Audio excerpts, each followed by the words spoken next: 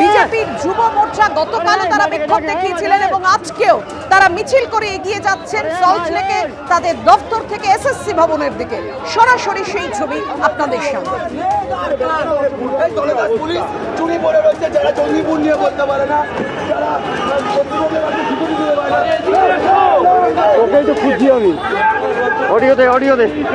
সোমবার নেতাজি ইন্ডোরে আশ্বাস দিয়েছিলেন মুখ্যমন্ত্রী মমতা বন্দ্যোপাধ্যায় চাকরিহারা প্রায় 26,000 শিক্ষক শিক্ষিকাদের পাশে রয়েছেন তিনি।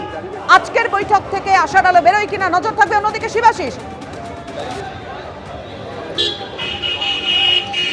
তবে এই মুহূর্তে যে ছবি দেখা যাচ্ছে বিজেপির যে রাজ্য দপ্তর সল্টলেকের, সেখান থেকে কিন্তু যুব মোর্চার কর্মীরা বেরিয়েছেন এবং একের পর এক ব্যারিকেড ভেঙে তারা এগিয়ে যাচ্ছেন এবং উইপ্রো মোড়ের দিকে তারা এগিয়ে যাচ্ছেন। টেকনো ইন্ডিয়ার সামনে আমরা দাঁড়িয়ে রয়েছি এবং ইন্দ্রনীল খাঁ তার নেতৃত্বে ব্যারিকেড ভেঙে হচ্ছেন বিজেপি কর্মীরা। যত শীঘ্র সম্ভব এই যোগ্য অযোগ্য এই তালিকাটা আপনারা প্রকাশ করুক, তবেই কিন্তু আমাদের যারা যোগ্য শিক্ষক শিক্ষিকারা তাদের একদম সসম্মানের সাথে তাদের বিদ্যালয়ে আবার চাকরিটা ফেরত পাবে। কিন্তু এই ভাওতাবাজি ডায়লগ নেতাজি ইন্ডোর ডাকুন আর ইডেন গার্ডেন্সেই ডাকুন, তাতে কিন্তু আমাদের ছেলে মেয়েদের চাকরিগুলো ফেরত আসবে না। অযোগ্যদের যারা আপনারা তৃণমূলকে ঘুষ দিয়ে চাকরি পেয়েছে সেই লিস্টটা আপনারা ইমিডিয়েটলি পাবলিশ করুন। ঘুষ তো দিয়ে খেয়েছে তৃণমূলের নেতা মন্ত্রীরা, এরাই তো যত ঘুষ খেয়েছে। শরতের আকাশের মতন পরিষ্কার হয়ে গেছে যে এই পুরো নিয়োগ দুর্নীতিটা পুরোটাই তৃণমূলের বিভিন্ন স্তরের নেতা মন্ত্রীরা এর সঙ্গে যুক্ত এবং এরা তৃণমূলকে ঘুষ দিয়েছে এবং তৃণমূলকে ঘুষ দিয়ে চাকরি পেয়েছে। তারা তৃণমূলের উচিত ইমিডিয়েটলি এই লিস্টটা পাবলিশ করা, কারা কারা তৃণমূল নেতা মন্ত্রীদেরকে ঘুষ দিয়েছে এবং ঘুষ দিয়ে এই চাকরিগুলো নিয়েছে।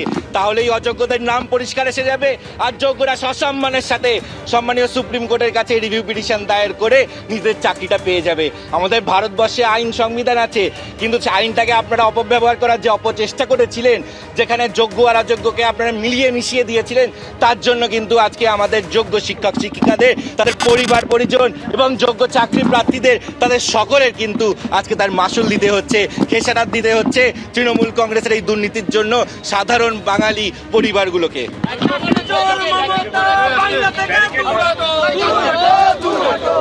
আমরা এই যখন চাকরি চুরি হচ্ছিল, হাজার হাজার কোটি টাকার লেনদেন হয়েছে এবং এই চাকরিগুলো চুরি করে নিয়ে যাচ্ছিল তৃণমূল কংগ্রেসের নেতা মন্ত্রীরা, তখন তাদেরকে পুলিশ প্রোটেকশন দিয়ে নিয়ে গেছে এবং এই কোটি কোটি টাকাগুলো যখন এই পার্থ চট্টোপাধ্যায়, কুন্তল, শান্তনু তাদের সামনে পাইলট কাজ যেত এই রাজ্য পুলিশের, এই মমতা বন্দ্যোপাধ্যায়ের পুলিশের।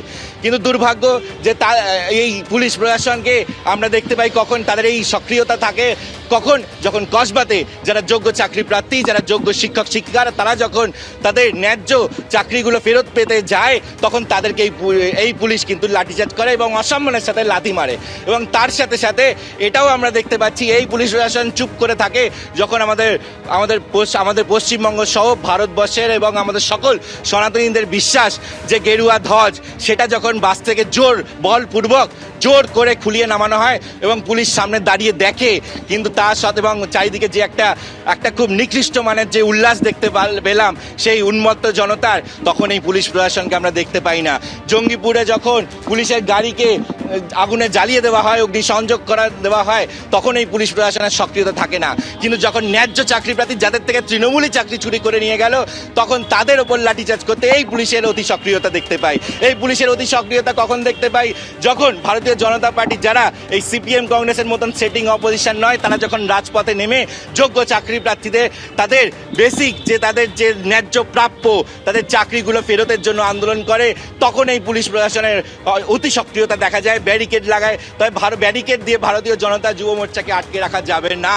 অলরেডি আমরা দুটো ব্যারিকেড পেরিয়েছি এবং যতক্ষণ না এই যোগ্য অযোগ্যের লিস্ট আলাদা করছে, যতক্ষণ না তৃণমূল কংগ্রেস সদর দপ্তর থেকে পাবলিশ করছে কারা কারা তৃণমূল কংগ্রেসকে ঘুষ দিয়ে এই অযোগ্যরা যারা চাকরি পেয়েছে সেই লিস্ট যতক্ষণ না পাবলিশ হচ্ছে, ততক্ষণ ধরে কিন্তু রাজপথে থাকবে। এবং পশ্চিমবঙ্গ জুড়ে আজকে সর্বস্থানে, আজকে জেলায় জেলায় ভারতীয় জনতা যুব মোর্চার এই কর্মসূচি চলছে এবং গত 3 বছর ধরে এই জেল ভরো কর্মসূচি, বিকাশ ভবন অভিযান, নবান্ন চলো, তার সাথে সাথে এসএসসি ভবন চলো, আরও হাজার হাজার কর্মসূচির মাধ্যমে পথ অবরোধ, আমাদের এই প্রতিবাদ চলতে থাকবে।